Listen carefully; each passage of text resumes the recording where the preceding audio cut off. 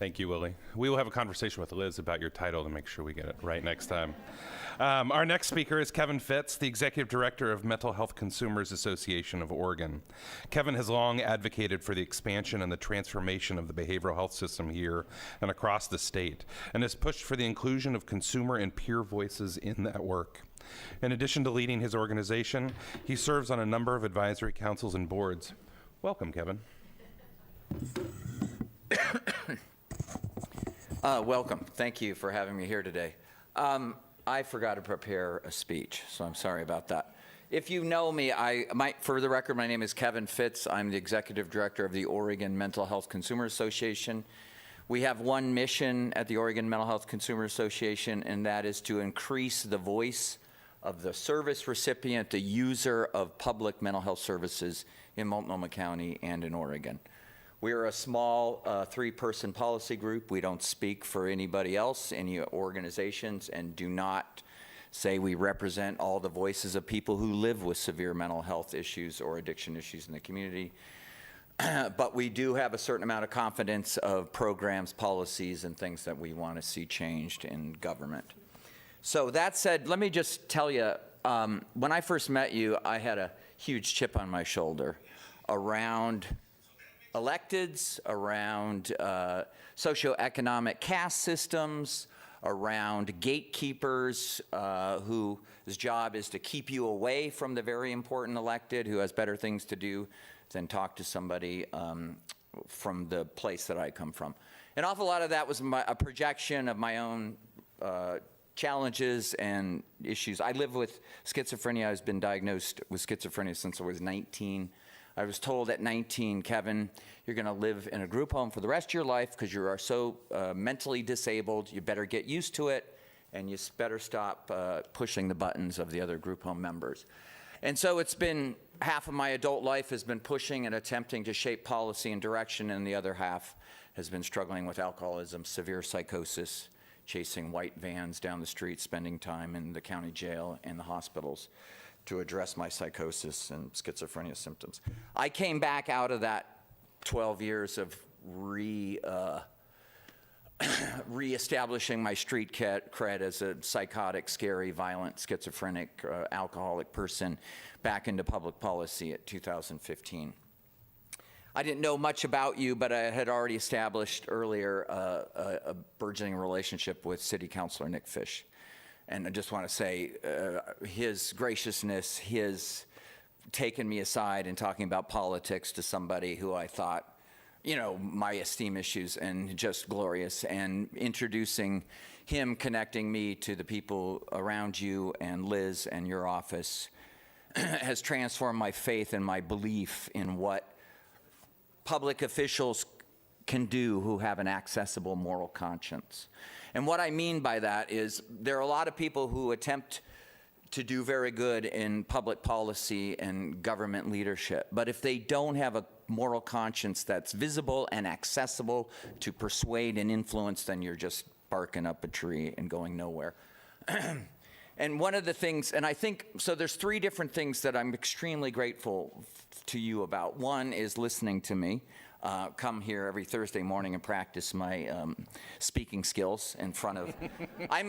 I have the world divided in two classes: the neurotics and the psychotics. And every time a psychotic comes into a room full of neurotics, it starts feeling like I'm on the psych ward again, and I'm going to be forcibly treated or something. So I have this radar of it's unsafe. What was so welcoming to me, and if I had to do it over again, I'd probably be a social psychologist. It's very important to me to have genuine, authentic expressions. And next time you see your favorite elected or politician on TV, watch them when they smile. There are some politicians who smile halfway and then quickly suppress it and go back into stony, flat face and in a performative way. Your smile, your authenticity, your off-the-record sarcasm and gossip humanized you in a way of all the other stuff that I had, like she doesn't care about us, et cetera, all vanished. Three things that you were consequential in happening, and I don't think it would have happened, is in 2016, we met with you and Liz and Ebony Clark at the time and talked about what other counties were doing up and down the West Coast, some states were doing. The idea of developing a leadership office in your behavioral health and mental health division to support at the executive table the voice of people with lived experience who had often been relegated to having surrogates or proxies. We met with you, we met with Commissioner Jules Bailey. 3 weeks later, we got the offer from the mental health department, and five months later, you passed it.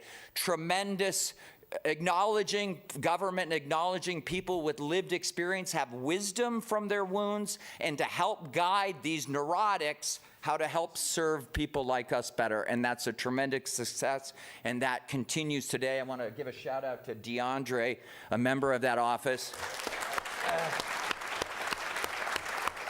Fabulous, fabulous. And while we're on it, Liz in your office has been fabulous. Adam and Leon, the Bobbsey twins. I can't believe they got pulled apart, but remarkable. They're listening to me and hearing me, just fantastic. And then also Ebony and DeAndre have been just remarkable, and Lakeisha as well, and Lynn Stott. So opening that office, getting that office going, and having faith of this will work, that remarkable. Year after year, I have come here and said, the peers, the consumer conference is happening in Seaside, 500, 750 people are there. I think government has a responsibility. You opened up the checkbook, and year after year have sent 6 or 10 people there, and very impressive. And building communications and natural networks amongst people who have my challenges is so important, and your support of that culture and that community and our voice has just been amazing. And the third thing that's probably the dearest to me, that 12 years that I was struck with psychosis and paranoia and getting my partner evicted from every apartment, one of the things that came out of it was my partner, instead of taking me to the psych ward, or when the psych ward wouldn't take me, she would take me to a hotel room and have a respite from our apartment for, Kevin, we can't be here at 10 o'clock at night with this excitability and this fear. And so we would go a respite, we would rent a motel room. And when I came back to public policy, I had one goal, and I wanted to educate the system about what peer respite is. And coming here and talking to you and talking to the rest of the commissioners, your support at the Oregon State Legislature for 2 different long sessions in supporting peer respite and getting those newbies to state policy in the House of Representatives to follow suit. I don't know how much of impact that had, but I think it had significant impact and spread the word. It had a lot of impact. It did.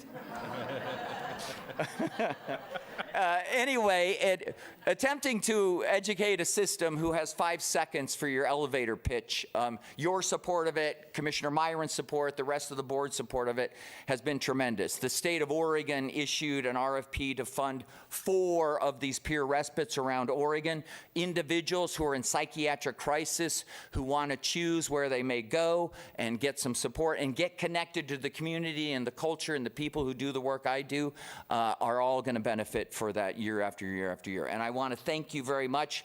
Like I said, I feel like an oddball coming into, the valley of the sighted, and I'm the blind one, and trying to figure out how do I fit in with these button-down class. Your acceptance of me, your understanding of my crude understanding of the way politics work, I just am so blessed and so heartened. I have an agenda for you. Senator Wyden retires in has 4.5 years left on his term. We will need another senator in Washington, D.C., and I hope that if you're still around living in Oregon, that you may consider running for United States Senate sometime. So thank you very much. And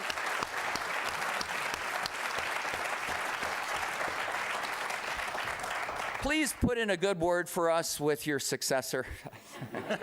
Thank you. Thanks, Kevin.